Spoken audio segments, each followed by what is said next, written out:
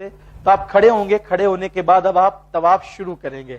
طواف شروع کرنے سے پہلے آپ یہ جو اب جو یہ جو احرام کی چادر ہے، یہ احرام کی چادر سیدھے ہاتھ سے نیچے ڈال کر اس طرح الٹے کندھے پہ اس کو ڈالیں گے. اس کو کہتے ہیں اضطباء. یہ صرف احرام میں کرنا ہوتا ہے. لوگ اسی طرح گھومتے رہتے ہیں، اسی طرح وہ صفا مروہ کی سعی بھی کرتے ہیں، اسی طرح وہ نماز بھی پڑھتے ہیں. اس طرح نماز پڑھیں گے نا، نماز پڑھنا اس طرح مکروہ ہے. تو صرف یہ طواف میں یہ استباء یعنی کندھا کھولنا، اس طرح سے چادر نیچے بغل سے نکال کے اوپر کی طرف الٹے کندھے پہ ڈالنا، اس کو استباء کہتے ہیں. یہ صرف طواف میں. اور طواف میں بھی وہ اس طواف میں ہے، یہ طواف میں بھی صرف اس طواف میں ہے جس طواف کے بعد آپ کو صفا مروہ کی سعی کرنا ہے. جس طواف کے بعد صفا مروہ کی سعی کرنا ہے اسی طواف میں استباء ہے. اور اگر صفا مروہ کی سعی نہیں کرنا ہے تو بھی اس میں استباء نہیں ہے. اب آپ نے جب وہ نیت کرنا ہے اللہم انی ارید الطواف بیتک الحرام 7 اشواط فیسرہ لی وتقبلہ منی. یہ آپ دعا کریں گے اللہ میں نے طواف کرنے کی نیت، تو اس کو میری طرف سے قبول فرما، میرے لیے آسان فرما. یہ آپ کہیں گے. اور اگر نہیں کہہ سکتے تو وہی معاملہ دل میں ارادہ کہ اللہ میں طواف کر رہا ہوں، تم اس کو قبول کر اور آسان کر. اور پھر جب آپ اس طرح نیت کریں گے، ابھی کعبہ جو ہے کا یہ جو رکن ہے وہ آپ کے دائیں طرف ہے، بس آپ یہاں آ جائیں گے، آپ حجر اسود سامنے ہوں گے، جہاں کھڑے رہیں بسم اللہ اللہ اکبر والصلاۃ والسلام علی رسول اللہ کہہ کر آپ اپنے ہاتھوں کو اٹھا کر کے جو ہے وہ لبوں کو بوسہ دیں گے، لیکن چومنے میں آواز نہیں آنا چاہیے. آپ ایسے ہاتھوں کو چومیں گے اور اس کے بعد آپ اس طریقے سے مڑ جائیں گے. کعبہ آپ کے الٹے ہاتھ کی طرف ہوگا، کعبہ آپ کے الٹے ہاتھ کی طرف ہوگا. اب آپ طواف شروع کریں گے.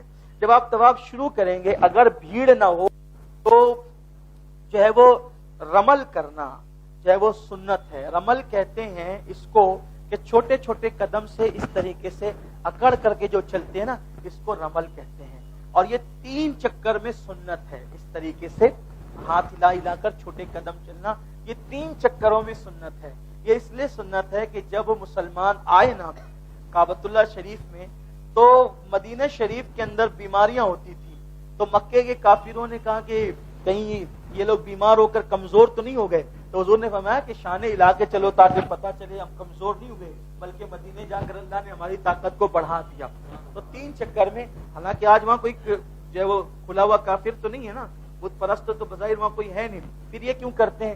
اللہ تعالیٰ اپنے محبوب بندوں کی یادوں کو مٹانا نہیں چاہتا، بلکہ اس کو زندہ رکھنا چاہتا ہے. یعنی اللہ کے برگزیدہ بندوں کی یادیں اس میں تازہ ہوتی حج کے ارکان کے اندر. تو اس طریقے سے آپ چلیں گے. اور اگر بھیڑ ہو تو اب بھیڑ میں بھی لوگ اس طریقے سے کرنے لگتے ہیں.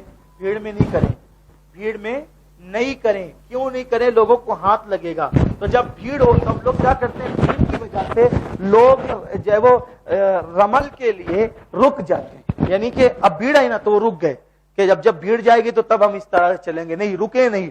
بلکہ آپ نہیں کر سکتے نا رمل بھیڑ کی وجہ سے، تو تھوڑا تیز تیز چلیں. تیز تیز چلنے سے بھی وہ سنت ادا ہو جائے گی. لیکن جب بھیڑ نہیں ہو تو پھر آپ جو ہے وہ شانے ہلا کر کے چلنے لگے. تب آپ جو ہے وہ درود شریف پڑھیں، تیسرا کلمہ پڑھیں، ربنا آتنا پڑھیں. اور یہ پڑھتے ہوئے جو ہے آپ یہاں سے نکل کر جو ہے وہ آگے بڑھتے جائیں گے اور کعبے کا طواف کریں گے. دوران طواف کعبے کا طواف کرتے وقت کعبے کو سینہ نہیں کرنا چاہیے. کعبہ الٹیاں کی طرف ہوگا. لوگ ایسے دیکھنے لگتے ہیں، ایسے چلنے لگتے ہیں.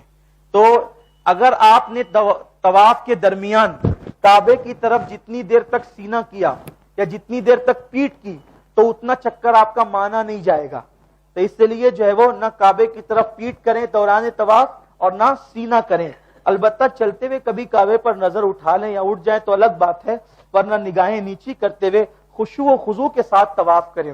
یہ سوچیں طواف کرتے وقت، یہ سوچیں یہ وہی جگہ ہے جس جگہ اللہ کے نبی نے قدم رکھے. حضور کے قدم پڑھیں، حضرت موسیٰ کے قدم پڑھیں، حضرت ایوب کے قدم پڑھیں، حضرت ابراہیم کے قدم پڑھیں. اتنے بڑے بڑے انبیاء اولیاء اس پہ قدم رکھ کے چلے اور وہیں آپ چل رہے ہیں تو نگاہیں جھک جانا چاہیے. خشوع کے ساتھ، خشیت کے ساتھ، روتے ہوئے اور اللہ کی بارگاہ میں عاجزی کرتے ہوئے چلے. ادھر ادھر نہ دیکھیں، بلا ضرورت نہ دیکھیں، چلیں. پھر آپ درود شریف، کلمہ شریف اور تلاوت جو بھی آپ کو کرنا ہے کرتے ہوئے آپ وہاں سے لے کر کے پھر گھوم کر کے آئیں گے.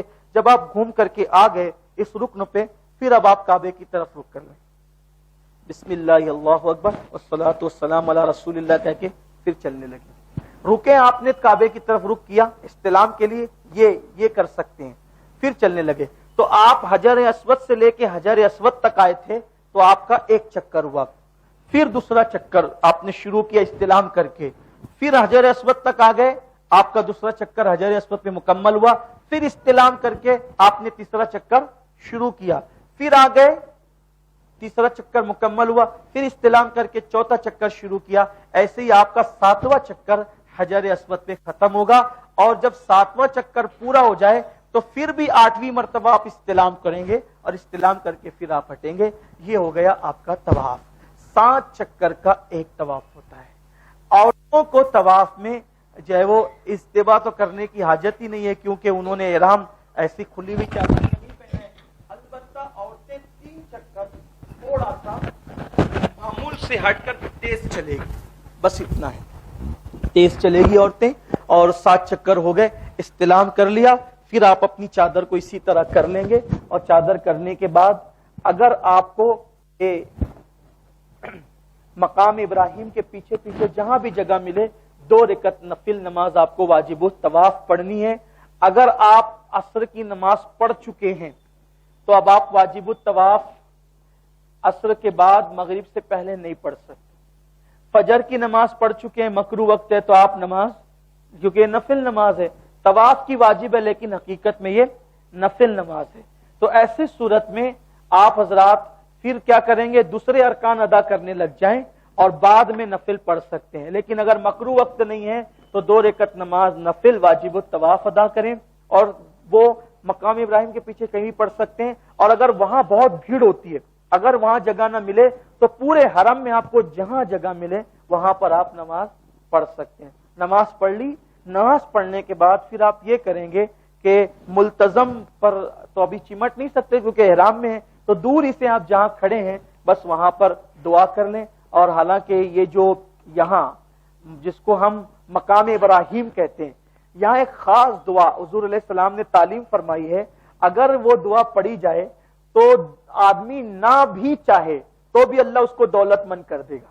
اگر کسی نے یہاں آ کے یہ دعا پڑھ لی تو نہ بھی چاہے تو بھی اللہ اس کو دولت مند کر دے گا. وہ دعا یہ ہے، اللہم انکا تعلم السر وعلانیتی فقبل معذرتی وتعلم حاجتی فأتینی سؤلی وتعلم ما فی نفسی فاغفر لی ذنوبی اللہم انی اسألک ایمان جباشر قلبی ویقینا صادقا حتی اعلم انه لا یصیبنی الا ما کتبت لی وردا من المعیشت ما قسمت لی یا ارحم الراحمین.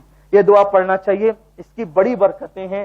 اگر جو وہ دیکھ کر کے یاد نہیں ہو، کوشش کریں کہ بغیر دیکھے یاد نہیں ہو تو کوشش کریں کہ اس کو دیکھ کر کے پڑھے. لیکن ایک بار یہاں یہ دعا آپ مقام ابراہیم کے پیچھے کہیں بھی یا واجب الطواف کے بعد یہ دعا کہیں بھی ایک بار ضرور پڑھیں. اس کی بڑی برکت ہے. حضور علیہ السلام فرماتے ہیں کہ نہ بھی چاہو تو بھی اللہ تمہیں دولت مند کرے گا اور دولت تمہارے قدموں میں تمہارے پیچھے پیچھے آئے گی. اس دعا کی برکتیں یہ ہیں. آپ کا طواف مکمل ہوا، آپ نے ملتزم پہ دعا کر لی. دعا کرنے کے بعد اب آپ کو زمزم کے جو ہے وہ کین رکھے ہوتے ہیں، جگہ جگہ پہ کین رکھے ہوتے ہیں. پرانی کتابوں میں لکھا ہے کہ زمزم کے کنویں پر آئے پانی پیے، تب وہاں کنواں ڈھونڈتے پھرے، کنواں بند ہو گیا ہے. 2003 سے وہ کنواں جو ہے وہ اس کو بند کر دیا گیا ہے. وہ پانی نکلتا ہے پیپ سے اور اب وہ سارے فلٹر کر کے سارے کین بھرے جاتے ہیں. جگہ جگہ اس کے جو ہے وہ نل بھی لگے ہوئے ہیں اور کین بھر کے رکھا بھی ہوتا ہے. تو کولر جہاں بھی ملے آپ وہاں پہ پانی پئیں. ٹھنڈا نہیں پیتے تو وہاں پر لکھا ہوا ہے لا بارد، یعنی یہ ٹھنڈا نہیں ہے، ٹھنڈا گرم دونوں پانی ہے وہاں پر، پھر پیے. کچھ لوگ ایک گلاس پی کر کے بھاگتے ہیں، نہیں. حضور علیہ السلام فرماتے ہیں منافق اور مومن میں فرق یہ ہے کہ منافق زمزم تھوڑا پیتا ہے. یہاں تھوڑا اس لیے پیتے کہ اپنی مجبوری ہے کہ اب یہاں تو ہے زیادہ نہیں، لیکن وہاں کے لیے کہا گیا کہ منافق تھوڑا پیتا ہے اور مومن پیٹ بھر کے پیتا ہے. اتنا پیو کہ آپ کی پسلیاں اوپر ہو جائے، ایک دم پیٹ بھر کے جم کر کے، جس کو کہتے ہیں نا، پیو. اور دعا بھی کرو، اللہم انی اسألک علما نافعا ورزقا واسعا وشفاء من کل داء. زمزم دیکھ کر جو دعا کی جاتی ہے اللہ قبول کرتا ہے. یہ دعا کرو، اللہ آج زمزم پلا رہا ہے، کل اپنے محبوب کے ہاتھوں سے جام کوثر نصیب فرما.